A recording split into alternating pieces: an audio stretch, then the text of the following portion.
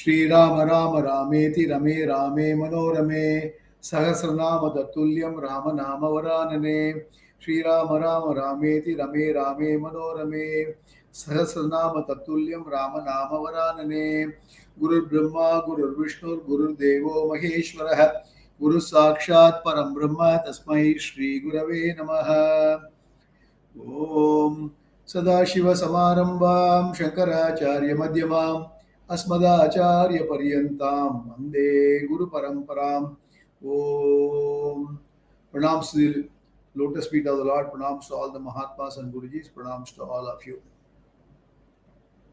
Anivarti Nivritatma Sankshepta Shema Krichivaha Shivatsavatsa Shivasa Shipati Shrimatam Varaha. We are in the 64th shloka and we have done about 602 Naamaas. So let us recap quickly whatever we have seen in this shloka. Anivarti, the one who never turns away. Okay, so he never turns away from dharma. Whomsoever is following dharma, he will follow and he will protect them. Nivritatma, one who is turned away by nature. One who is turned away by nature. That means he is a akarta, abhokta.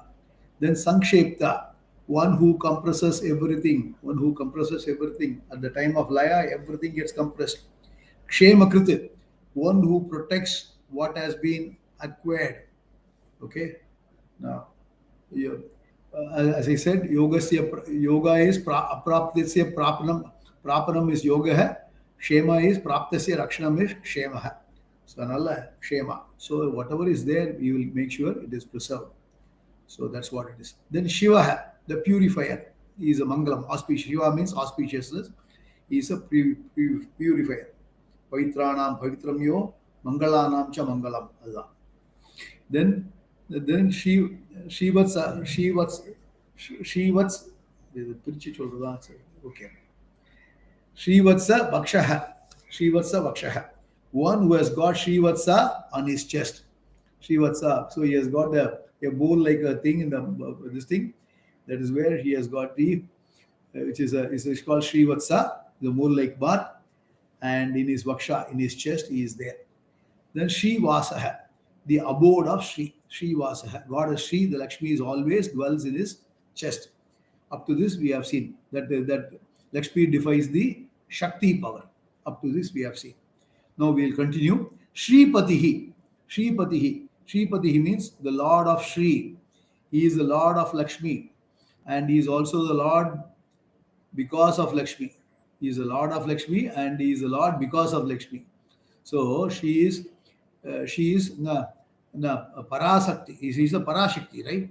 Meaning all the Shaktis are put together. So without Shakti, there is no Lord.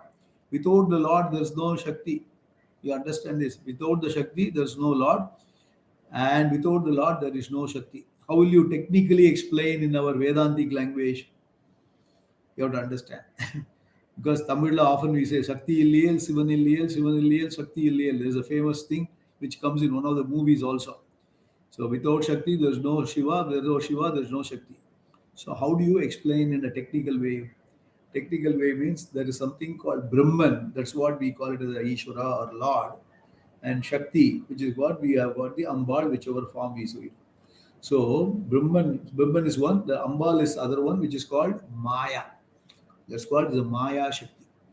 So whatever the Shakti power which is there, in fact, in Vivek Chudamani, Maya would another description, Abhyakta Namni Paramesha Shakti. There's a shloka which comes. So Shakti is nothing but Maya Swarupa.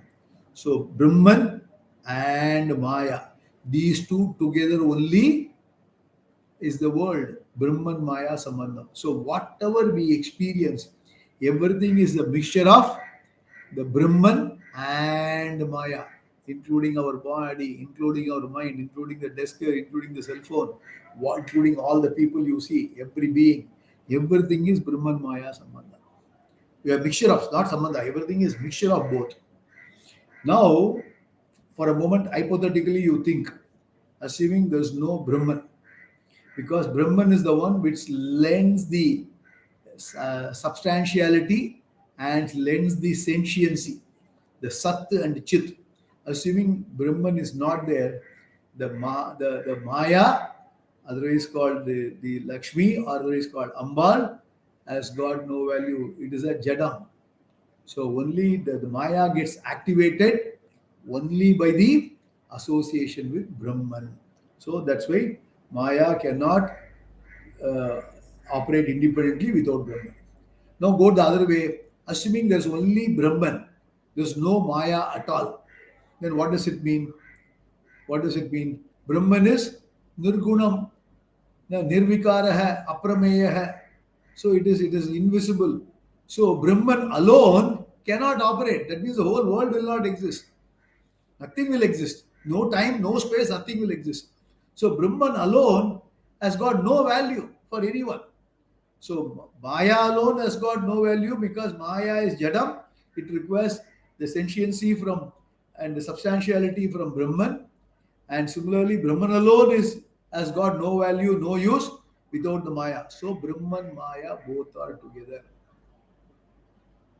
Aharta viva samprakto aharta prabhavati jagata pitro vande Parvati Parameshwaro. That's what he said. So Parvati Parameshwaro. So we have to understand even the same thing extending to the same our family. We don't want to say who is Maya and who is Brahman, but the family ties also, the husband and wife together represents the same principles, same principle.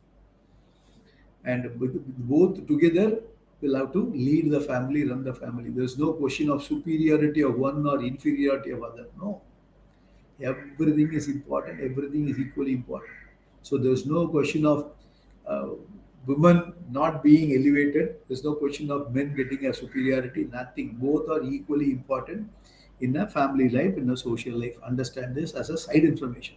So in our culture, there's no pati without patni. There's no patni without pati. So Lord is portrayed as the husband of Shri, that is Lakshmi. The Puranas says the goddess Lakshmi came out of the Milky Ocean when it was tuned and chose him among others as the pati. See, again she only chose. It is not the other way around. Everybody was there as the Milky Ocean was getting tuned. You know the story. And only she chose to marry Narayana. So it's a very significant one. The next one is Srimatam Varaha. Srimatam Varaha. The best among those who have Sri. The best among those who have Sri. You can look at it in two ways. The first one is among those people who have got Shri wealth, Bhagavan is Varaha, the best. Because the Shri of others comes and goes, whereas she is always present with Bhagavan. That's the difference. Bhagavan has got Shri all the time. Whereas for us, Shri wealth will come and go. This is one way of looking at it. The other way is Shri is the knowledge available in the Vedas. Among those people who have got the knowledge of the Vedas, Rig, Yajur, Sama, Atharva, he is the greatest because he is the one who introduced all the Vedas. Shri is Veda. Shri means Veda, another meaning. And the Amrita Shri, the most lasting wealth for the noble people, is nothing but the body of knowledge contained in the four Vedas. Material wealth is not the real wealth. It is the knowledge. It is the knowledge of the Vedas is the real knowledge. Knowledge of Vedas means what? Knowledge of Vedas means the Veda Purva Bhaga give you Dharmartha Kama. Out of the four human pursuit Purusharthas, Dharma, Artha, Kama are beautifully explained in the Veda Purva Bhaga, beginning of the Vedas. The Veda Anta Bhaga, which talks about the Atma Vichara, self-knowledge, Atma, which is a Upanishad gives you. Veda Anta is called Upanishad otherwise. That is where we have got the Jnana Bhaga. So, which is otherwise give you Moksha Purushartha. So, Dharmartha Kamam is given in the Veda Purva Bhaga. Veda Antabaha gives you the moksha, and Veda is Shri. So Shrimatam Varaha. So he is the one. She is available in the Vedas, and whatever we have learned from the Vedas is the real wealth, because that's only gives you. Bhagavan is Vara because he is the one who introduced this wealth. Vara means the one who gives you, right? So if the Virinchi, that is Brahmaji got it from him, and because And Brahmaji got the Vedas from Lord, and then that's why Bhagavan he is called Shriman. Then what to talk about others? So he is so one is in the superficially seeing, Bhagavan is the one who gives the material wealth. But this for mundane people who are always focusing on wealth. Otherwise called Adam. Arthartha Bhakti. Arthartha Bhakti. Always I want something. So that is otherwise called business Bhakti. The ultimate meaning is Srimadam Varaha means one who has got the Vedas, and that Vedas he gives a knowledge, and thereby he is giving you a Chaturvida Purushartha. So you must, so one should study Vedas very clearly. Where will you study? Again, the question is, how will I study Vedas? Who will teach me? You go and read Vedas, nothing will be understood. That is why deducing it, Bhagavan knows very well in the Kali Yuga, nobody will have time, and will have time to go and do the Adhyayinam as well as then study the details of every word of Vedas. So Bhagavan has simplified and gives in a capsule form. What is that? Our famous Bhagavad Gita. Sarvopanishado Gavo Dogda Gopalanandana. So it's a Sarva Upanishad Saram. And Sarva Veda Puru Bhagam also is covered, Veda Anta Bhaga is covered. That's why we say at the end of each chapter we chant Brahma Vidyayam Yoga Shastre Krishna Arjuna Samvade. So it says God Yoga Shastram, which is called Puru Bhagam, and Brahma Vidya, which is Anta Bhaga, both are given in Bhagavad Gita. So if you study Bhagavad Gita, you have studied the entire Vedas. It's the easiest one. It doesn't take time. It is not a big effort. And there are so many classes going on all over the world. Somewhere go and attend and then immerse into Gita, repeatedly study Gita. And of course, chant Vishnu Sahasranamam to expand your mind. Both you do it. Life is made very, very simple. That's what Bhagavan says. Move on. Then we will go to the next Nama. Sridhar Shisha Shri Nivasaha Shri Nidhi Shri Vibhavanaha Sridhara Shri Karashreya Shriman Lokatraya Sheha. Shloka number 65. Sridhaha. Sridhaha means the bestower of wealth. So this shloka normally Gadabura, lot of Shri words are coming. You must be very carefully pronounce this. Sridhaha, Shishaha, Shri Nivasaha, Shri Nidhi, Shri Vibhavanaha, Shri Dharaha, Shri Karaha, Shreyaha, Shriman Lokatraya Shreyaha. Okay, understand. So Sridhaha means the bestower of wealth. He bestows, Shri gives all kinds of wealth to his devotees. As what? As karma pala. Anything that gives us happiness is Shri, wealth. It is not only direct physical wealth. Whatever makes you happy is Shri. He gives Shri in the form of marital happiness, in the form of home, graha happiness, in the form of pet happiness. Nowadays we have to add that also. Even in Madras also, the number of pets have gone up. As the income is more, you get more pets. Because you go away from the human interaction, you go towards pets and you do it. That's what happens. Because I see so many dogs on the way, so many people are rearing them also. That is a big change which is happening here. So then Santana, children, Dhana, wealth, then Dhanya, food grains, then Rajya, kingdom, then Dhirya, courage, Vidya, knowledge, Jaya, victory, success, Aishwarya. Then, Jaya, victory and success, Aishwarya means capacity to rule, Arogya, the health, etc. So he gives everything to us. For what? He gives everything is what? Ultimately to stand Vishnu Sahasranamam, and ultimately to not only chant Vishnu Sahasranamam, ultimately to study Bhagavad Gita and liberate ourselves. So he is Sridhaha, bestower of wealth. Initially, he gives you Dharmartha Kama, and finally he also dangles the carrot of moksha. We have to go through all the four. Then Sri Shaha, one who is the Lord of Shri. He is the Sri Shaha. Shisha means the Lord of Shri as wealth. So the Lord of Shri as knowledge, Lord of Shri as Vedas, Lord of Shri as lordship. So whatever is there, wherever Shri is there, whether in the form of lordship among the Devatas or anyone else, in the form of any wealth or resource, in the form of any branch of knowledge, in the form of mantras, knowledge in the Vedas, Shri is under his control and management. That is why he can give and also he can withdraw Shri. So everything is Shri. Everything is Shri. In fact, there's a beautiful shloka coming in Gita. Edyad vibhuti matsattvam Srimatur Jitamevava. Whatever you are seeing, the glorious things are all my wealth. Bhagavan declares, everything is Bhagavan's. So it's a very profound Nama, because everything belongs to Lord means what? Including all of our body, mind, including this Shariram is also belonging to Lord. Thana mana dhana sabu kuch tera. Just by doing arati is not sufficient. You must really have the bhava. You must really have the bhava. That means you must really think. You must really expand the mind by saying everything is Lord and everything belongs to Lord and I don't own anything. I'm only a custodian. My sarvani karmani sanyasya adhyatma chetasa nirashihi nirmamo bhutva. You just you perform your activities. Never they claim ownership to anything. Temporary ownership or custodianship. We don't take anything, we don't leave anything. All those things we know theoretically. But one should bring it and internalize it and have that thought when we transact in the world. Only moksha is possible. Anyhow, that's what it is. Then Srinivasa. We have seen this Nama in 183. And the one who always reside where Shri reside. The Shri refers to the Shrimans, the people who have got Shri, the wealth. Bhagavan always lives where Shri lives. Where Lakshmi lives, there alone Lord Narayana also lives. So what is the Lakshmi? What is the wealth? All the Daivi Sampat, whatever is there.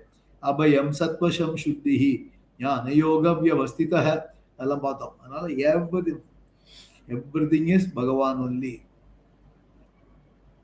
So whatever the physical wealth, whatever the spiritual wealth, mental wealth, emotional wealth, everything is Bhagavan and he resides there.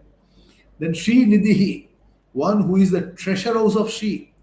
All vibhutis, glories are vested with the Lord. All the forms of wealth, all the treasures are with the Lord. Hence he is Sri Nidhi. So Yadya Vibhuti Vatsattvam, again you can refer to that. Then Sri Vibhavanaha, one who gives wealth. He alone makes all jivas get Shri, various types of wealth, in keeping with their karma phala. Whatever they deserve, he will get it. Whatever you desire, you will not get it. Whatever you deserve, you will get it. Hence, he is the karma phala dhata, he gives it, and he is a Shri Vibhavana. Then Shri Dharaha. Shri Dharaha means that one who has got Shri in his chest. One who has got Shri in his chest. He is the one who has got Shri in his chest. She, the mother of all, the entire universe. She is, as I said, is his Maya Shakti. Shri is his Maya Shakti. That you have to remember this. Then Shri Karaha, one who brings about Shri. Bhagavan is Shri Kara. He is the one who makes those who remember, praise and worship him get varieties of Shri. Okay? So even the relaxation, the peace that comes to those who devotees is Shri. Because everybody is looking for the peace of mind. Everybody is looking for happiness. Everybody is looking for security. Everybody is looking for fulfillment. These are all the ones we are craving for. But we think it is there in the physical world, where there is a wealth is there, where there are children is there, where there are job is there, where I got a power is there. No, they are not the real wealth. The real wealth is Lord. Real wealth is Lord. So you reach Lord, he will give you everything. You merge with Lord. You understand Lord. And be in the thought of Lord. And he will give you whatever it is. In spite of all the poverty around, I will be very, very happy. As we say in Bhajagovindam, Sura Mandira Taru Mula Nivasaha, Shaya Bhutalam Ajinam Vasaha, Sarva Parigraha Bhoga Tyagaha, Kasya Sukam Na Karoti Viraha. Why cannot come? So have a simple life, minimalization, we talk about it. Bhagavan will give everything what we deserve. What we desire is not there, what we deserve we will get it. But you should desire for the Parama Purushartha, the moksha, not the Dharma Artha Kama, not even Dharma. Artha Kama should be subservient. Even Dharma should be subservient. Dharma should be subservient means what? Even any activities will give you Dharma means Punya Papa. So whatever the activities you do, you generate so many punyas. Even that itself is a shackle, golden shackle. Even if you get punyam, you go to Swargaloka, again you come back. Tedam bhuktva Swargalokam vishalam, Shine punye Martyalokam vishanti. So we should really aspire ultimately for only the Parama Purushartha. The ultimate pursuit is moksha. So he is the one. So he is the one who is ready to give. Only thing is we have to ask moksha. Ask means what? What do you mean by asking moksha? One leads to another answer. One question leads to another answer. Okay. So what do you mean by asking moksha? Asking moksha means liberation. Liberation from punarjanma. That's called moksha. How will you get it? How will you get it? Only when you understand yourself. So only when you understand yourself, moksha will come. What is my understanding? Understand yourself means your pure self, which is Atma. How will you do it? How will you do? How will you understand yourself? You have to study scriptures. Scriptures are reflection of yourself.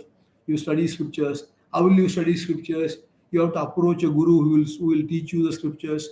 So guru is a we just finished the other class. Vivek Chudamani. Guru is a the Shastra is the Darpana mirror. Guru will show you the mirror and then show you the face so that you can see your own face. So studying scriptures is understanding myself. Studying the scriptures, Vishnu Sahasranamam is understanding myself. This is what is being done here. So the once you get it, then he will give everything. So ultimately, what you will get it? You will get manashanti. Moksha is nothing but emotional independence is called moksha. Moksha is not somewhere in the cloud and then going and reaching Kailasa or not the our Kailasa here, whichever the true Kailasa. Even that Kailasa or Vaikuntha is not the moksha. They are all the temporary abodes. But ultimate moksha is understanding my true self. That understanding means then I will have all the fulfillment, happiness, peace, everything will come. By what? By singing the glory of Nama of the Lord and then studying the scripture. So he is a Sri Karaha. He is ready to give you the Parama Purushartha. So don't ask for cheaper things. So when you ask for the ultimate, the biggest thing. That's what Nachiketas did as a 9-year-old boy in Kathopanishad. He was a 9-year-old, he went to Yamardharma Raja because his father drove away. The story goes like that. He went to Yamardharma, waited for 3 days. And Yamardharma Raja comes from his global trip. And then now Corona is not there. So Yamardharma goes around and comes back. And then he saw a Brahmin boy waiting outside. Then he washes his feet and then gives him agaram and then apologizes to him. And then he's asking. So Nachiketa then Yamardharma says, I'll give you whatever you want and I'll give you 3 moons. Then the story goes like this, and then Nachiketas finally says, I want Atma Jnana. He says, don't ask other than that, I'll give you everything. Na vittena tarpaniyo manushya. Any amount of wealth will not give me satisfaction. I don't want anything. You keep it yourself. You give me Parama Purushartha, Moksha, give me the Jnanam, give me the teaching. So that's how Nachiketas get the Jnanam. So as what? As 9-year-old boy. You know Prahlada, you know Dhruva, you know Nachiketas. So age doesn't matter. You know Tirunavakar sir, who got it at a very late age. Age doesn't matter. But you must start somewhere. So that Shri Karaha is available, Bhagavan is available to give the Parama Purushartha Moksha. Then Shreya. Shreya, one in the form of Moksha. We have seen Shreyas and Preyas, 2 names. Preyas means Dharmartha Kama is called Preyas, Kathopanishad language. Shreyas is Moksha. So he is in the form of Shreyas. So Moksha is a form of knowledge of Paratma, Paramatma. He is the object of knowledge who gives Shreyas or Moksha. This Shreyas, which is in the form of happiness, that never wanes. That is the beauty. Once you get the knowledge can never be taken, never be robbed. Knowledge ever resides with you. So that is his Swarupa. So he is a Shreya. Then Shriman. Shriman means what? One who possesses Shri. We have seen in 22, 178, 220 also. Go back and refer. So here we say one who possesses Shri. Here the word is Shri means Vibhuti, glory. Bhagavan possesses varieties of Vibhutis, glories, which as though adds to his Shobha, beauty, and hence he is Shriman. He possesses not only Lakshmi, but all forms of Shri like power, knowledge, and so on. Hence he is Shriman. Then Lokatrayashreya. The basis of all the 3 worlds. All the 3 worlds are dependent on him. being Ashraya, support, basis of all the three lokas. He is the Lokatrayashraya. So this is shloka number 65. Now we will go to shloka number 66.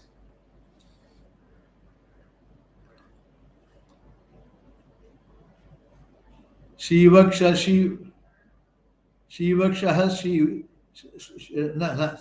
Swakshaswanga, sorry, I went to the other one. Swakshaswanga Satanando Nantir Jyotir Ganeshwara Vijitatma Videyatma Satkirtischinna Samsheha Swakshaswanga Satanando Nandir Jyotir Ganeshwara Vijitatma Videyatma Satkirti Chinna Samsheha Swakshaha. Swakshaha means one who has got beautiful eyes. Akshaha means eye. Swa Akshaha, Swakshaha, one who has got a beautiful eyes like petals of a lotus. So for the purpose of Upasana, Bhagavan can be visualized as having beautiful eyes. We take every limb of the Bhagavan and do Upasana. And Aksha is often referred. And similarly, Aksha, otherwise called Netra, then you look at the hand, you look at the Hasta, look at the feet, all those Padam. So Aksha can also mean senses and the pranas. So our senses are defective and we can see only thus. We can see only thus far and no further. And that is our perception is limited. So if something is too small or too far, we cannot see it. The stars are really very, very big and they are very, very small also from a distance.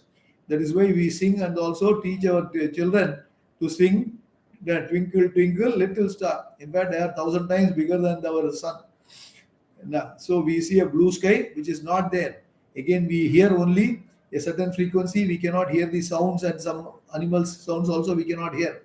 The sense of smell is also limited. Thus, all our senses are limited. But Bhagavan's being Sarvagya, all his senses are Shobhana, very even bright, ever bright, defectless, and limitless. Hence, he is a Shivaksha. Swaksha, not Shivaksha. Swaksha. So Swaksha means his Aksha is ever there. He is got in his beautiful eyes. So two ways we can interpret it. Then Shwangaha. Shwangaha means who has got beautiful limbs. Anga. Shwa, Anga. So his ring is all, limbs are beautiful. Bhagavan is Shwanga, one whose every Anga, limb is perfect.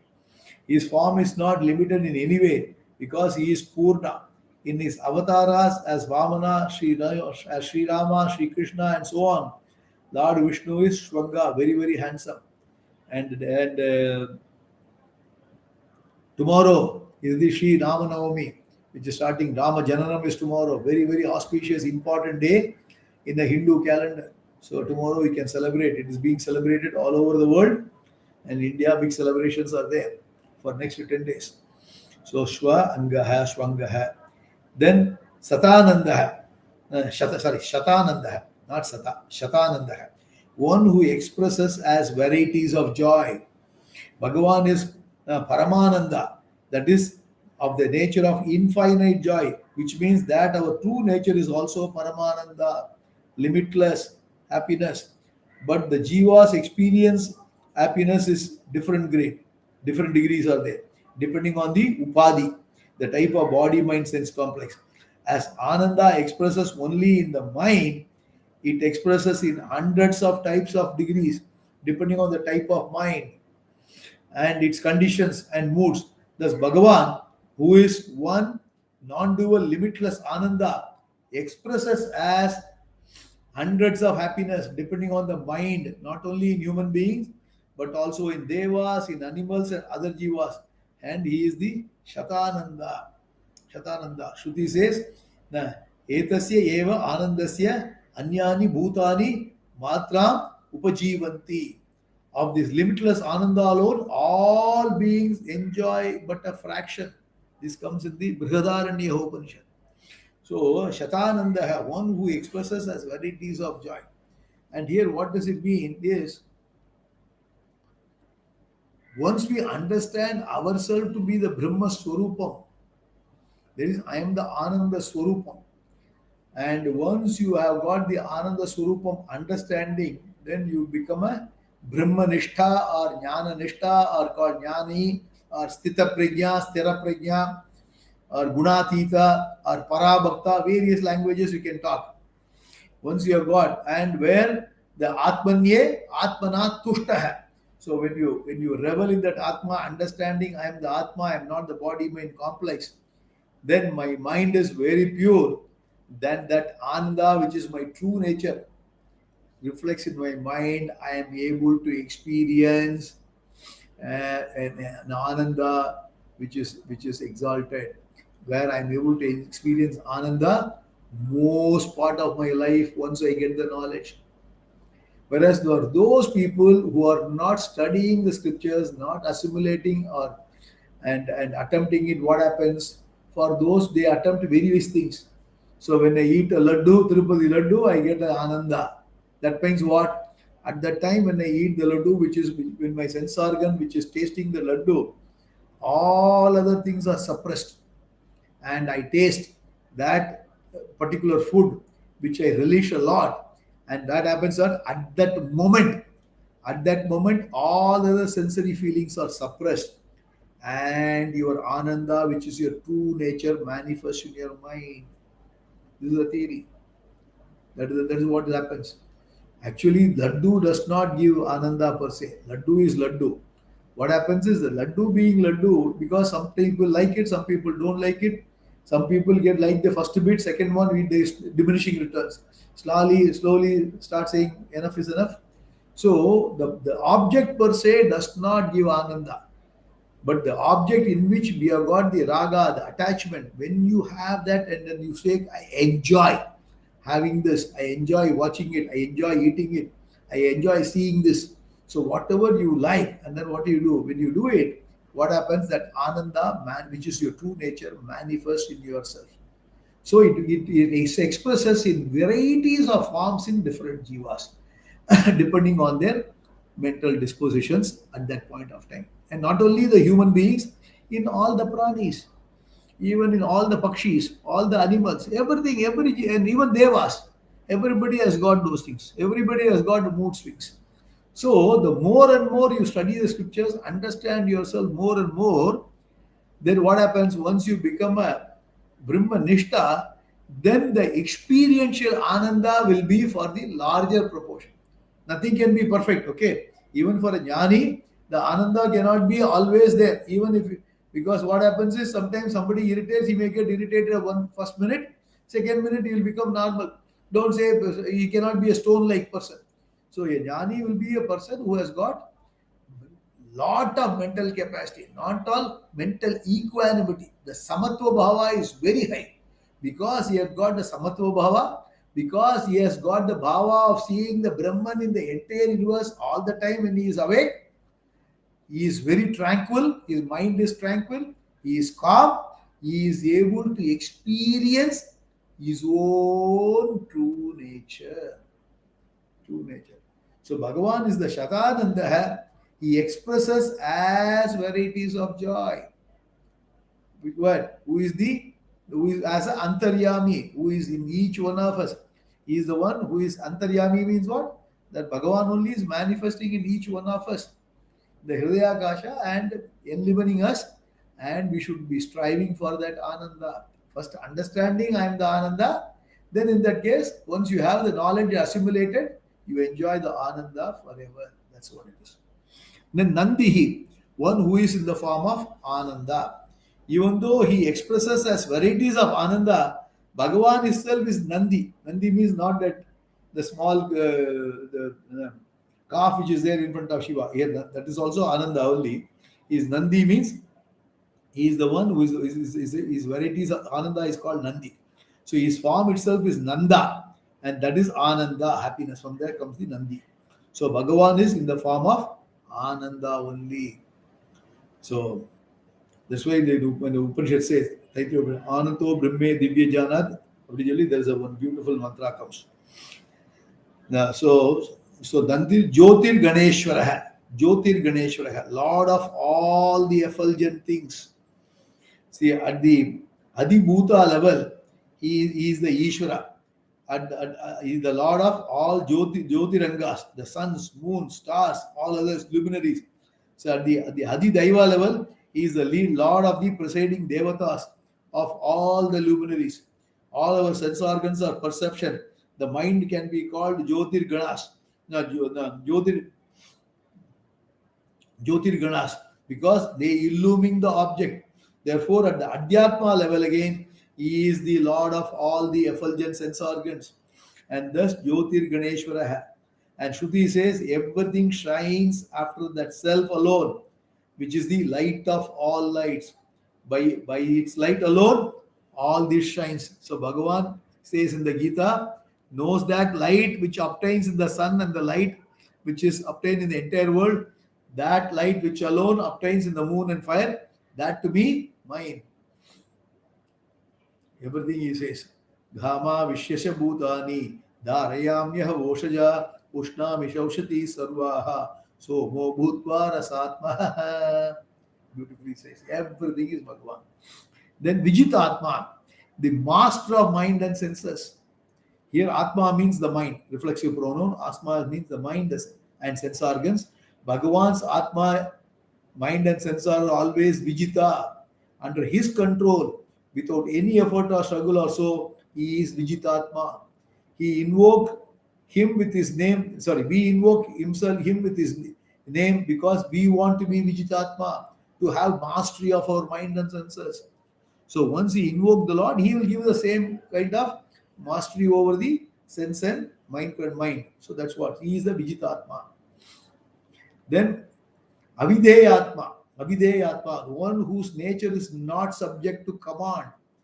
The nature of Bhagavan is Avideya, he cannot be commanded by anyone, and he is not subject to the command of anyone. In Vaishnava Sampradaya, we say Videyan. Videya means I am your servant, because Swami is there and I am the Dasan and he is a Swami. I am Videyan. Videyan na I am available at the beck and call of the Lord. That's called Videyan. That is Vaishnava Sampradaya also uses that word. So Abhideyatma means one whose nature is not subject to command. So that's what it is. And this can be looked at in a different way also. It is said in the Shruti Vedas, Atmava are drishtabhyah. It comes in the Brihadaranya. Atmava are drishtabhyah, shotabhyah, mantabhyah, dididyasitabhyah. It's a famous quotation.